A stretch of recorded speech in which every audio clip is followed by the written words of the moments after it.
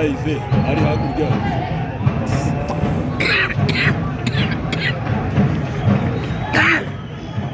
Yes, reka tubahe ikaze twongere tubahe ikaze rero. Ni Rwanda Premier League, ni umunsi ubanziriza wa nyuma cyangwa se BK Pro League. Ikipe ya Rayon Sport yakira ikipe ya Bugesera. Ni umukino ufite icyo uvuze kinini cyane ku ikipe ya Rayon Sport, ariko kandi ku ikipe ya Bugesera yo nta kintu uvuze. Ikipe ya Rayon Sport, ikipe ya Rayon Sport nyuma yo gutsindwa n'ikipe ya PFC kuri penalty 4-2 igahitwara igikombe cy'amahoro.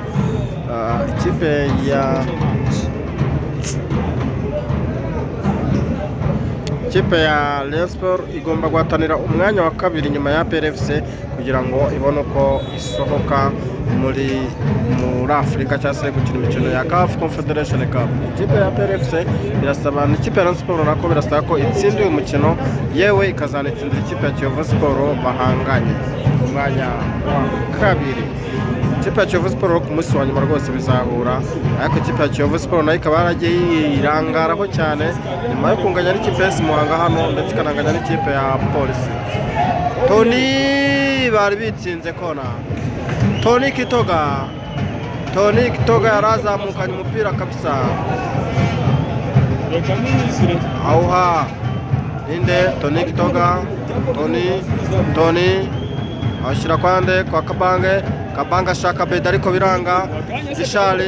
Rishari nande ni aho iri kwerekeza niho Emery Bayisense irukankira balo. Shimangala Mazano uyu munsi akaba atagaragaye. Abedi Bigirimana Ngongo Tambwe Nguruwari Ngongo, ariko umusore witwa Asmani Ndikumana ati waraririye kabisa. Ati Ndikumana Asmani waraririye.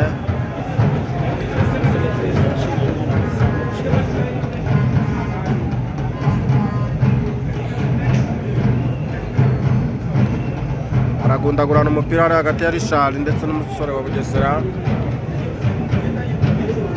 ariko ati ni kufra ikipe ya Bugesera Football Club. Aya ni ukurengura nimero 3 ikipe ya Bugesera yarenguye, ashira kwande Abedi ariko wice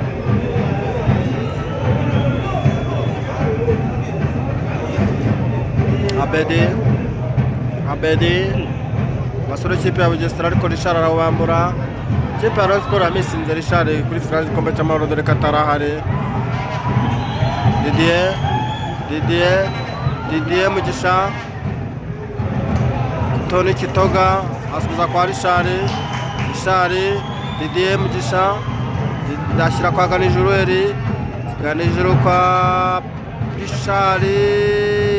Deuxième poto, ariko umupira abasore ba Bugesera bawukuraho.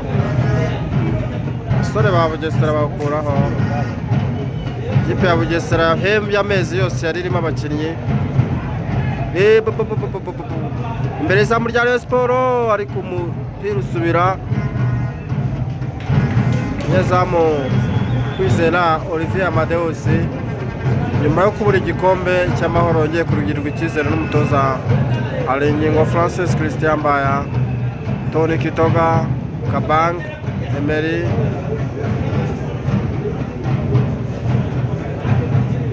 Olivier Kanijuru, ariko balo Ngendahimana Eric arayirukankira.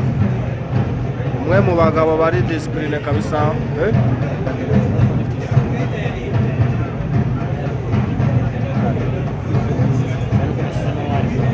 Wayikuyemeza ikuremo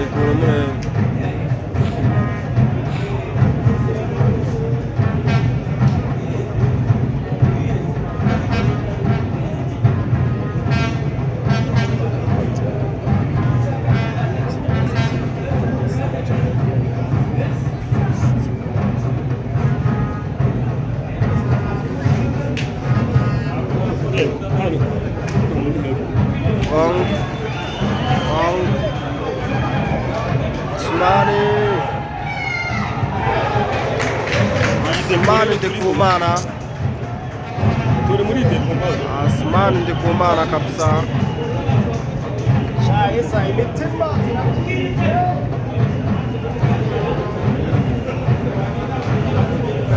Kintu muyovu.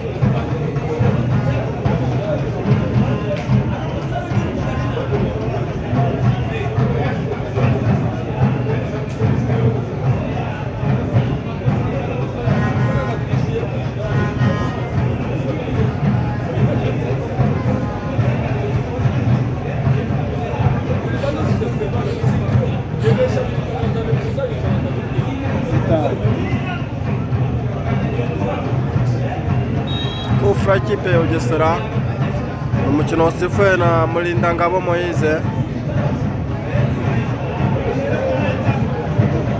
Nimo bita Mukristo Angelo Bell, akaba ari ku musifuzi wa kane Kabanga Abedi. Tony Kitoga, Tony abana mutura mujye mwihanganiriza inkingi. Kigali pere nuko iteye kabisa. Shari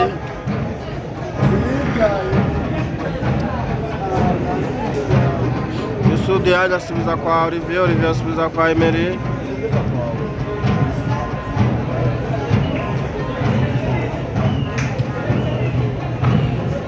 Kurengurwa n'ikipe ya Rayon Sports. Kabang Tamge Gruan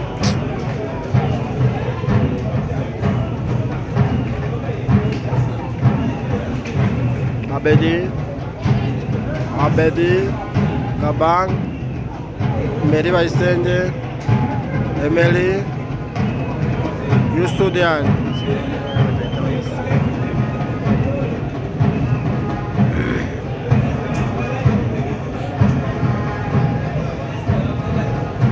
bita Didier Mugisha. Umupira barawurenza abasore ba Bugesera.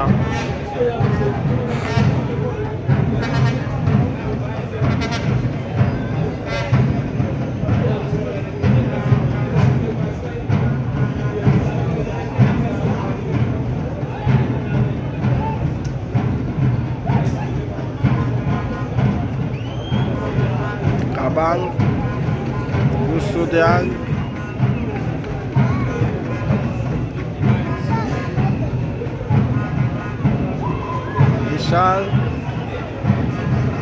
Bugesera barawifatira. Kapiteni ninde wita Kaneza Auguste, mukuru wa Nshuti Innocent, umusore wamenyekanye cyane mu ikipe ya Gasogi United. Kaneza Auguste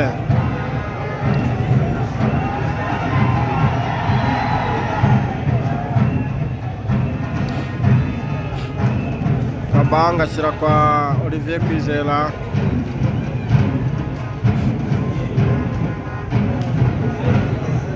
Yusudian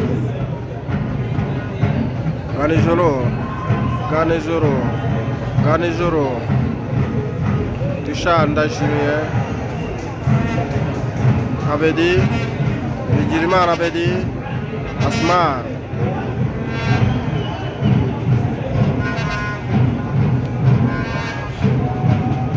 Emery Kitoga Tony Kitoga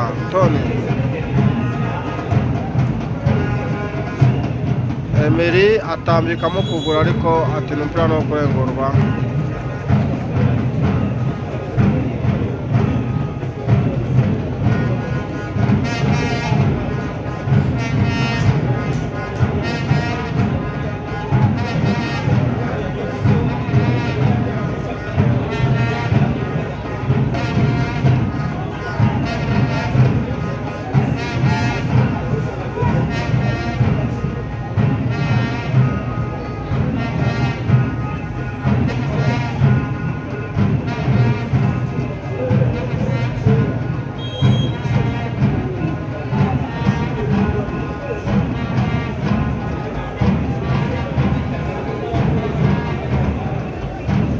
Yusudian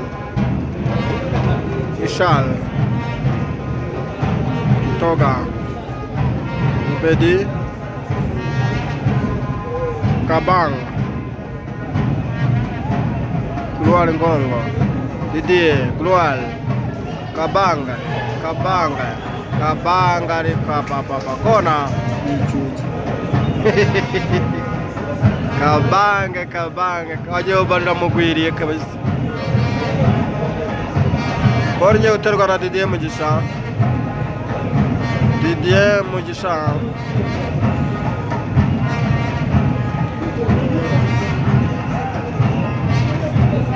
Bong tambwa ashyira kwa Didier Mugisha. Didier ashaka kwinjira. Baro irenga no bita Sumani na Bedi bose. Nubusa ku busa rero. Match ni ubusa ku busa.